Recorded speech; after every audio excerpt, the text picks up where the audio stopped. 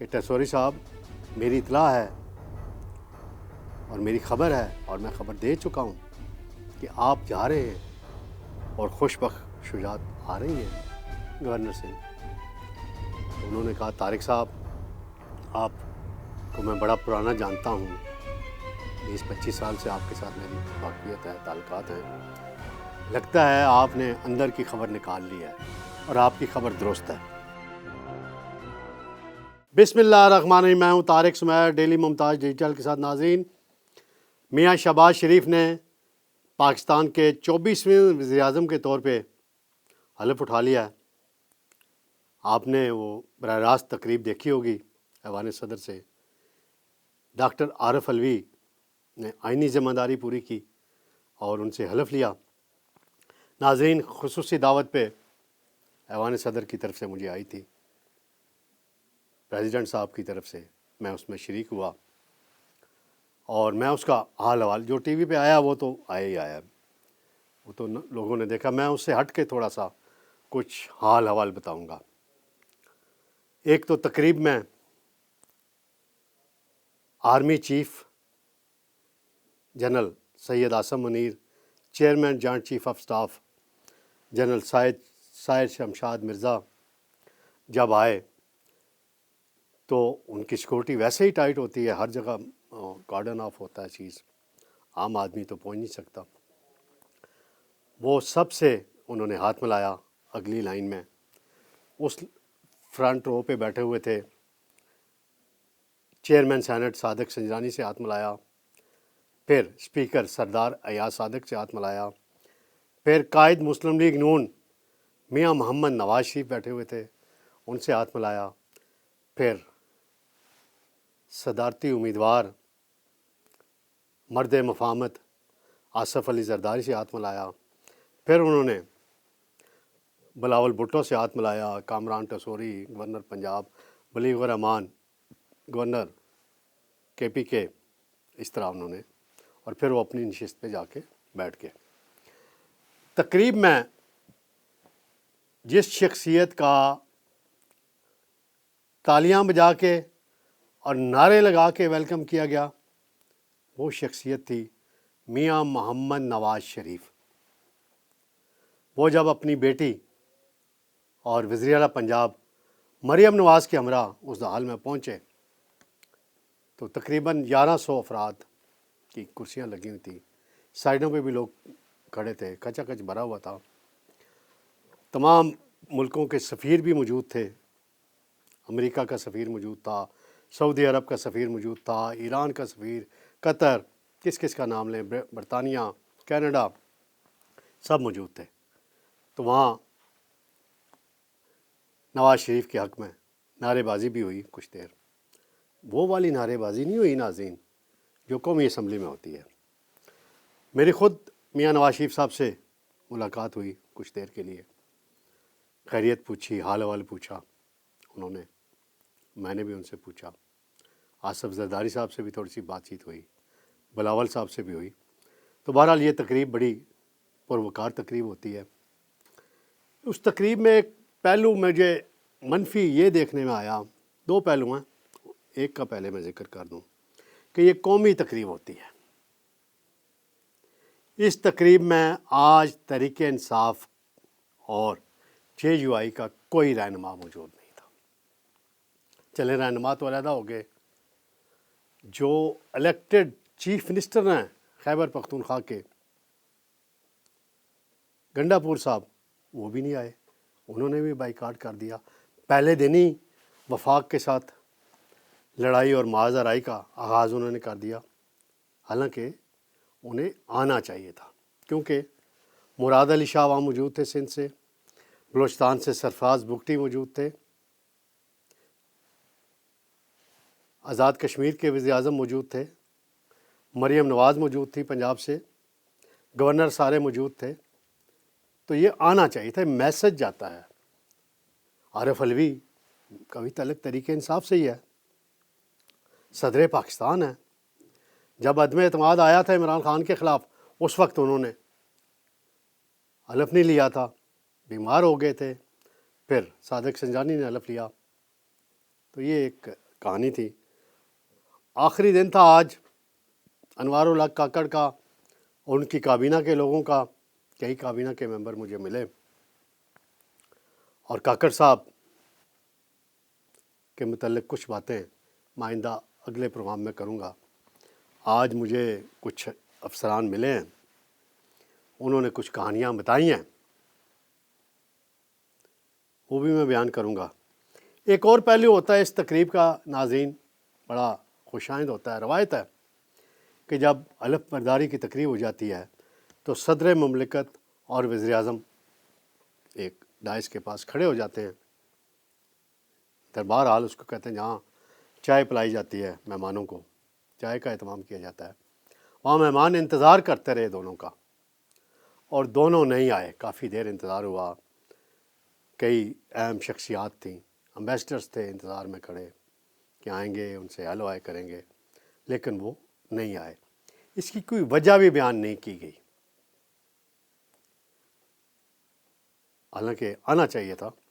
یہ دو پہلو مجھے نظر آئے، اور اب گارڈ آف آنر لے لیا ہے، انہوں نے اپنا کام بھی شروع کر دیا ہے وزیر اعظم کے طور پہ۔ چین وہ واحد ملک ہے پہلا جس نے کل منتخب ہوتے ہی چینی صدر نے شہباز شریف کو مبارکباد کا پیغام بھیجا۔ دوستی کا یہاں سے پتہ چلتا ہے۔ پھر آج ترکی کے صدر نے ٹیلی فون کر کے شہباز شریف کو مبارکباد دی، اور شہباز شریف جو کئی زبانوں پہ بولنا جانتے ہیں، ترکی کی زبان بولتے ہیں، عربی بول لیتے ہیں، تو انہوں نے ترکی کی زبان میں کچھ دیر ان سے بات چیت کی۔ وہاں ترکی کے سفیر بھی مجھے ملے، اور انقرہ میں پاکستانی جو سفیر ہیں وہ بھی آئے ہوئے تھے، ان سے بھی میری ملاقات ہوئی۔ تو شہباز شریف صاحب کے پاس اب امتحان ہے، اب آگے بڑھنا ہے انہوں نے، اور آگے بڑھ کے انہوں نے ایک اور پہلو میں بتاتا چلوں۔ بیگم نصرت ہیں شہباز شریف صاحب کی اہلیہ، حمزہ شہباز کی والدہ محترمہ، وہ بھی آج آئی تھیں۔ حمزہ شہباز کی اہلیہ محترمہ بھی آئی ہوئی تھیں، ان کی بیٹی بھی آئی ہوئی تھی، تو حمزہ شہباز بھی متحرک نظر آئے، سلمان بھی آئے۔ کیپٹن صفدر صاحب سے ملاقات ہوئی جی، انہوں نے خیر خیریت پوچھی، تو میں نے ان سے کہا کہ آپ نے بڑا مایوس کیا ہے۔ کہتے ہیں کیا؟ میں نے کہا آپ نے نواز شریف کو الیکشن نہیں جلوایا، میں اس سینس میں کہہ رہا ہوں۔ تو انہوں نے کہا اس پر میں آپ کو جلد ساری کہانی بتاؤں گا کہ کیا ہوا۔ یہ ناظرین سارا سلسلہ تھا۔ اب شہباز شریف صاحب نے پہلا جو ایکشن لیا ہے، اسد رحمان گیلانی صاحب ہیں، گریڈ 21 کے آفیسر ہیں، 24ویں کامن سے ان کا تعلق ہے، اور انہیں فوری طور پہ پرنسپل سیکرٹری لگا دیا گیا ہے۔ کیپٹن آغا صاحب جو ہیں انہیں ہٹا کے سیکرٹری لگا دیا گیا ہے، اور اس سے پہلے یہ اسد رحمان گیلانی صاحب سیکرٹری توانائی کے عہدے پر کام کر رہے تھے، بڑے ہونہار افسر مانے جاتے ہیں، قابل افسر مانے جاتے ہیں۔ آپ دیکھتے ہیں کہ وہ، کیونکہ پرنسپل سیکرٹری کا حکومتی امور چلانے میں، پالیسیوں پہ عمل کرنے میں بڑا کردار ہوتا ہے۔ ہم تو فواد حسن فواد کو جانتے ہیں کہ انہوں نے کتنی اچھے طریقے سے معاملات چلائے۔ سعید مہدی صاحب کو ہم جانتے ہیں پرانے پرنسپل سیکرٹریز میں سے، دونوں نے جیلیں بھی کاٹیں، لیکن کوئی بے وفائی نہیں کی اپنے وزیر اعظم کے ساتھ، کوئی اعظم خان ان میں سے نہیں بنا۔ ناظرین وہاں میری ملاقات ہوئی گورنر سندھ کامران ٹیسوری صاحب سے، تو میں نے ان سے پوچھا کہ ٹیسوری صاحب میری اطلاع ہے اور میری خبر ہے، اور میں خبر دے چکا ہوں کہ آپ جا رہے ہیں اور خوش بخت شجاعت آ رہی ہیں گورنر سندھ۔ تو انہوں نے کہا طارق صاحب آپ کو میں بڑا پرانا جانتا ہوں، 20-25 سال سے آپ کے ساتھ میری واقفیت ہے، تعلقات ہیں، لگتا ہے آپ نے اندر کی خبر نکال لی ہے اور آپ کی خبر درست ہے۔ اور انہوں نے کہا کہ عہدے سدا کسی کے پاس نہیں ہوتے، میں نے بڑی ایمانداری سے، جاں فشانی سے گورنر کے طور پہ اپنے فرائض انجام دیے ہیں، اب چند دن کا مہمان ہوں، چاہے خوش بخت شجاعت ہوں یا کوئی اور ہو، جو فیصلہ نون لیگ کی قیادت اور ایم کیو ایم کی قیادت کرے گی وہ مجھے قابل قبول ہوگا. یہ بڑی خوشائند بات کی انہوں نے. دوسرا مجھے گورنر پنجاب سے بھی میری بات چیت ہوئی جناب بلیغ الرحمان صاحب نے. انہوں نے بھی اس بات کی تصدیق کی کہ بھائی میں بھی چند دن کا مہمان ہوں, جو ہی نیا گورنر آ کے ہاتھ اٹھائے گا میں اپنی ذمہ داریوں سے سبکدوش ہو جاؤں گا, پھر آپ سے تفصیلی ملاقات ہوگی. ناظرین, 2-3 چیلنجز ہیں حکومت کے لیے سب سے بڑے, میں ان کا ذرا احاطہ کرتا چلوں مختصراً. سب سے پہلے شہباز شریف صاحب کو میں ان کی پارٹی کے منشور کا اہم نقطہ یاد کرا رہا ہوں. جب منشور کا اعلان ہوا تھا میاں نواز شریف کے ساتھ عرفان صدیقی نے جو تیار کیا تھا وہ بیٹھے ہوئے تھے, اور میں نے اس پہ خبریں بھی دی تھی کہ بجلی کی قیمتیں کم کریں گے, اور بجلی کی قیمتیں کم کرنے کا ایک ہی طریقہ ہے, جو فضول قسم کے 17 ٹیکس عائد کیے ہوئے ہیں وہ ٹیکس ختم کریں. ہم 35 روپے کا ٹیکس دیتے ہیں,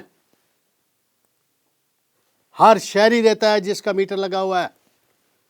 پاکستان ٹیلی ویژن کو, وہ سرکاری ادارہ ہے, لیکن وہاں جو لوٹ مار نگران حکومت کے دور میں ہوئی ہے اس کی پوری کہانی میں بہت جلد لے کر آؤں گا. ابھی ایک ہی کہانی صرف بتانے لگا ہوں کہ الیکشن ٹرانسمیشن ہوئی ہے 2 دن کی یا 3 دن کی سمجھ لیں, اس کے اندر ناظرین 48 لاکھ روپے کا کھانا کھایا گیا ہے. کیا ہم اسی لیے یہ پاکستانی قوم 35 روپے دیتی ہے یہ کھانوں میں پیسے اڑائے جائیں؟ شرم کے سے ڈوب مرنا چاہیے ٹی وی کی انتظامیہ کو. اور جنہوں نے یہ اخراجات کرائے, کیا پرائیویٹ ٹی وی چینلز کی ٹرانسمیشنز نہیں ہوئی؟ ان کا کھانے پہ اتنا خرچہ لگا ہے؟ کیا بات کر رہے ہیں؟ یہاں تو سلوٹ مارنے کے لیے آگے پیچھے پھر رہے ہیں لوگ کہ دوبارہ نوکریاں مل جائیں.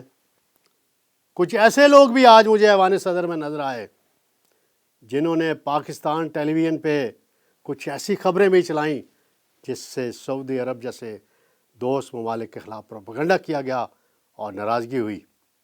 وہ بھی وہاں گھوم پھر رہے تھے, وہ بھی معافی تلافی کے چکر میں ہیں. بہرحال یہ بڑی افسوسناک بات ہے. کچھ چیزیں میرے پاس آ رہی ہیں نگران حکومت میں کیا کیا کارنامے ہوئے, میں باری باری ان کا اظہار کروں گا. اور ایک تو صاحب ایسے تھے کہ ایک امیدوار کو ہروانے کے لیے انہوں نے ایڑی چوٹی کا زور لگایا, کونسلر لیول پر, محلے لیول پر اس شخصیت نے خود فونیں کی. اس کی تفصیل بھی بہت جلد میں بیان کروں گا. ناظرین, فی الحال اتنا ہی. کل انشاءاللہ صدر کے حوالے سے جو الیکشن ہو رہا ہے وہ کیسے ہوتا ہے, کیسے ووٹ کتنے ہوتے ہیں, الیکٹورل کالج کی کیا پوزیشن ہوتی ہے, وہ میں پوری آپ کو بیان کروں گا. اللہ حافظ.